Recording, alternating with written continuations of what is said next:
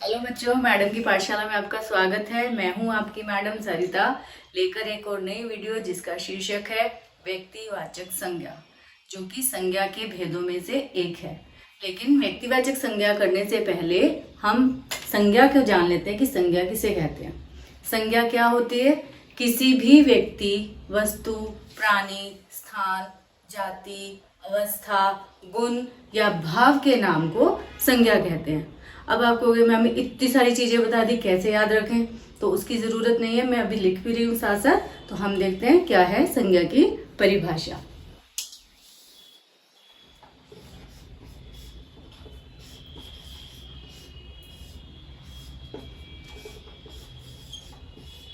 किसी व्यक्ति,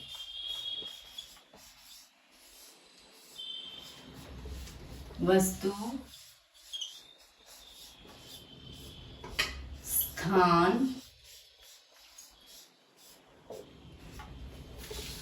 प्राणी, जाति, गुण, अवस्था,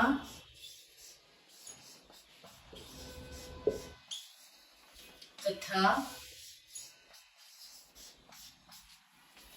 भाव के नाम को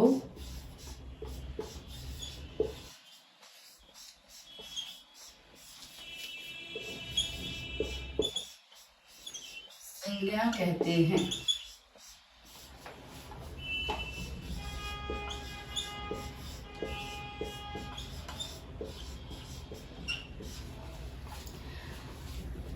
संज्ञा के बारे में आपको विस्तार से जानकारी लेनी हो तो इस विषय पर मैं एक वीडियो पहले भी डाल चुकी हूँ, जिसका लिंक मैं आई बटन में दे दूंगी। आप वहां पर जाकर उसका ले सकते हो, जानकारी वहां से आप ले सकते हो। अभी हम क्या करने वाले हैं? व्यक्ति क्या होता है? व्यक्ति मतलब कोई भी इंसान। तो सबसे जो जरूरी चीज आपको याद रखनी है संज्ञा में, वो क्या है? नाम। मतलब किसी भी चीज का नाम जो है वो संज्ञा में आता है। व्यक्ति, एक जल्दी से हम इसका रिकैप कर लेते हैं। व्यक्ति मीन्स नाम लिया व्यक्ति का, हमने ले लिया राम, ठीक है।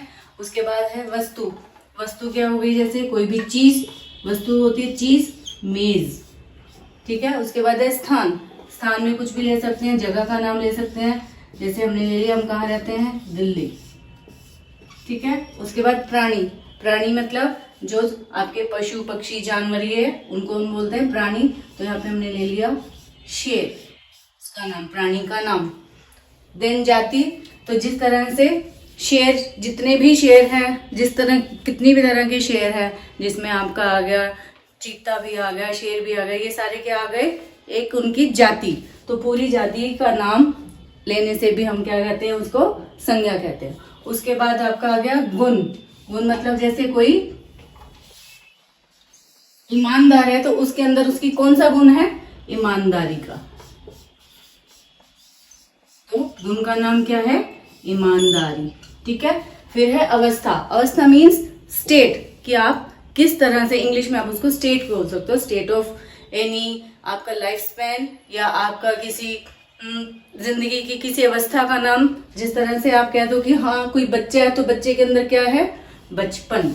तो वो उसकी कौन सी अवस्था है? बचपन की अवस्था। स्टेट कौन सा उसका? चाइल्डहुड, ठीक है। उसी तरह से कोई बूढ़ा है तो उसकी कौन सी अवस्था है? बुढ़ापे की अवस्था। तो अवस्था मीन्स बचपन, बुढ़ापा, जवानी, बीमार, बीमारी, ठीक है। उसके बाद अब आ गया भाव। भाव मीन्स हमारे जो इमोशंस हैं, हमारे अंदर जो भी भाव आते हैं, चाहे वो गुस्से का है, खुशी का है, जो भी ये सारे भाव हैं, उनको जो हम नाम देते हैं उन भावों को, वो भी संज्ञा ही कहलाते हैं। तो जैसे एक भाव हमने ले लिया हमारा गुस्सा, ठीक है। तो ये क्या है? सारे जितने भी हमने परिभाषा संज्ञा की लिखी है उन सब का एक एक उदाहरण है, ताकि आपको ये आसान हो जाए समझने के लिए, ठीक है। अब हम करेंगे संज्ञा के भेद। संज्ञा के ऐसे तो प्रयोग के आधार पर 5 भेद हैं।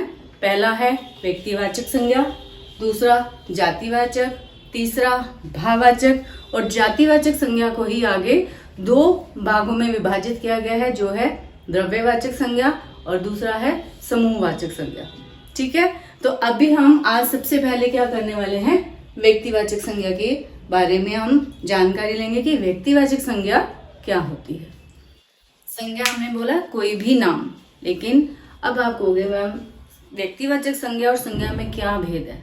तो बहुत ही छोटा सा भेद है, लेकिन बहुत ही महत्वपूर्ण भेद है, जिसकी वजह से आप पहचान सकोगे कि संज्ञा क्या है और व्यक्तिवाचक संज्ञा क्या है।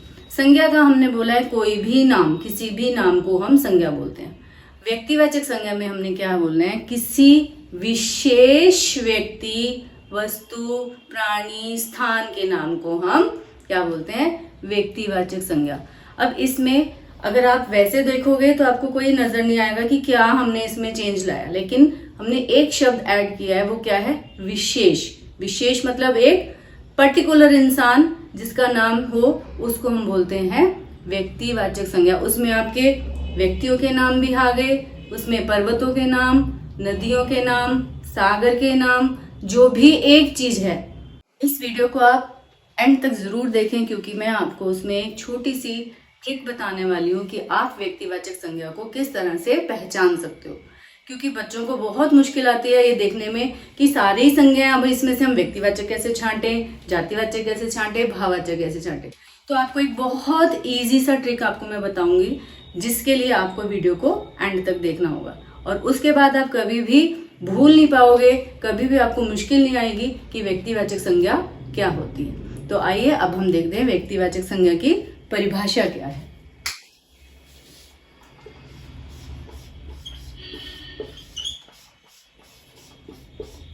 किसकी परिभाषा देख रहे हैं हम, व्यक्तिवाचक संज्ञा की। संज्ञा की हम ऑलरेडी कर चुके हैं।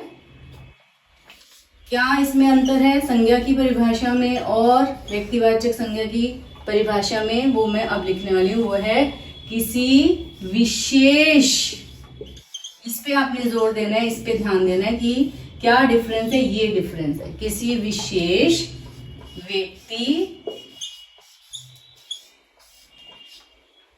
प्राणी, वस्तु या स्थान के नाम को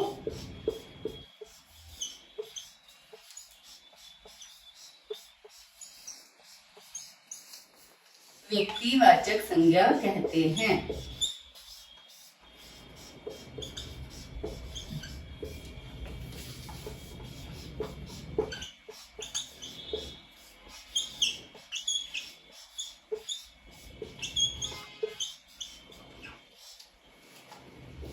इसको और साधारण करने के लिए और सरल करने के लिए आप ये देख सकते हो, अपने से शुरुआत कर सकते हो कि किसी विशेष व्यक्ति का नाम, आपका नाम क्या है, आप भी तो विशेष हो, आपका क्या नाम है, जैसे मेरा नाम है सरिता, आपका जो भी नाम है, आप अपने में एक विशेष पर्सनैलिटी हो, तो आपके लिए विशेष व्यक्ति का नाम जो है वो किस कैटेगरी में आएगा, संज्ञा के, व्यक्तिवाचक संज्ञा के भेद में आएगा। ठीक है, उसके बाद हमने लिखा है किसी विशेष प्राणी का नाम। विशेष प्राणी मतलब जब हम बहुत सारे जानवरों की बात कर रहे हैं, लेकिन हम उनको कैटेगराइज कर रहे हैं अलग अलग, शेर, चीता, हाथी, तो ये उस समय क्या हो रहे हैं, अगर हम एक उदाहरण में अलग अलग लिख रहे हैं तो उस समय वो क्या हो जाएंगे, उस वाक्य के अंतर्गत वो हो जाएंगे व्यक्तिवाचक संज्ञा। ठीक है, उसके बाद हमने वस्तु। वस्तु का मतलब जैसे आपने कार ली, कार क्या एक वस्तु है, तो कार के जितने भी मॉडल्स के नाम हैं, जितने भी कंपनीज के नाम हैं, वो क्या आएंगे, आपके व्यक्तिवाचक संज्ञा के अंतर्गत आएंगे। ठीक है, और उसके बाद है स्थान। स्थान क्या है, हम सब अलग अलग जगह पे रहते हैं। ठीक है, हर जगह का नाम है, उस हर जगह के अलग अलग जितने भी नाम हैं, जो भी जहां रहता है, वो किसके अंदर आएंगे, व्यक्तिवाचक संज्ञा के अंतर्गत आएंगे। परिभाषा आपने देख लिया, अब हम इसको और सरल तरीके से समझने की कोशिश करते हैं। जिस तरह पहाड़ बहुत हैं, भारत में भी बहुत हैं और भारत के बाहर विदेशों में भी बहुत हैं, लेकिन अगर हम कहते हैं हिमालय, हम पहाड़ का नाम ले रहे हैं हिमालय, तो वो जो हिमालय शब्द है वो व्यक्तिवाचक संज्ञा का उदाहरण है। इसी तरह हमारे देश में बहुत सारी नदियां बहती हैं, है ना। बहुत सारी नदियां हैं, गंगा, यमुना, ब्रह्मपुत्र। अब नदियों के जब हमने नाम ले लिए गंगा, यमुना, ब्रह्मपुत्र, तो वो किसके अंदर आ गए, व्यक्तिवाचक संज्ञा के उदाहरण। तो क्या नदी नहीं है व्यक्तिवाचक संज्ञा, नदी का जो नाम है गंगा, यमुना, वो है आपका व्यक्तिवाचक संज्ञा का उदाहरण।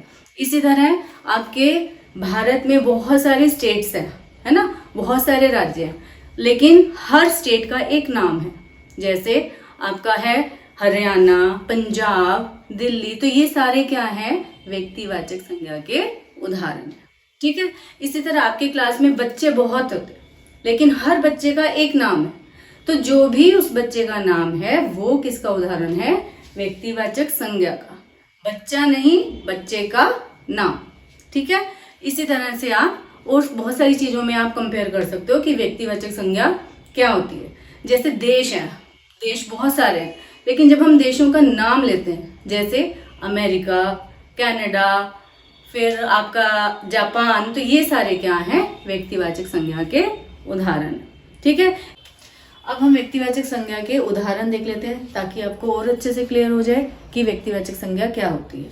पहला हमारा वाक्य है, भरत और शत्रुघ्न भाई थे। अब भाई तो किसी का भी हो सकता है, कोई भी हो सकता है, तो भाई क्या है, एक सिंपल संज्ञा शब्द है। अब हमें व्यक्तिवाचक संज्ञा देखना है, तो मैंने आपको क्या बताया था अभी परिभाषा करते हुए कि जब हम इसकी जगह पे नाम दे देते हैं तो वो व्यक्तिवाचक बन जाता है। अब यहाँ भाई के साथ नाम क्या आ गए हैं, भरत और शत्रुघ्न, तो इसलिए इस वाक्य में व्यक्तिवाचक संज्ञा क्या है, एक है भरत और दूसरा है शत्रुघ्न। ठीक है, क्योंकि ये किसी विशेष व्यक्ति के नाम है। अब हम आते हैं अपने दूसरे उदाहरण पर। क्या है उदाहरण, पढ़ लेते हैं। हिमालय पर्वतों का राजा है।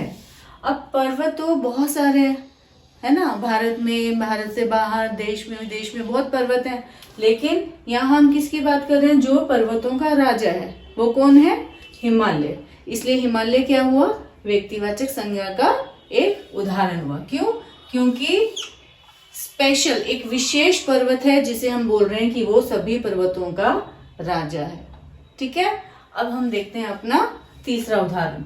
एवरेस्ट की चढ़ाई बहुत कठिन है। एवरेस्ट नाम आपने सुना ही होगा, माउंट एवरेस्ट। अब क्या बता रहे हैं कि उसकी जो चढ़ाई है बहुत कठिन है। हम किसी भी ऐसे ही किसी भी पहाड़ी का नाम नहीं ले रहे, पहाड़ी की बात नहीं कर रहे, हम किसकी बात कर रहे हैं, एक विशेष चोटी की बात कर रहे हैं, विशेष पहाड़ी की बात कर रहे हैं। चोटी की वो क्या है, एवरेस्ट। तो इसलिए ये एवरेस्ट क्या हो गया, व्यक्तिवाचक संज्ञा का उदाहरण।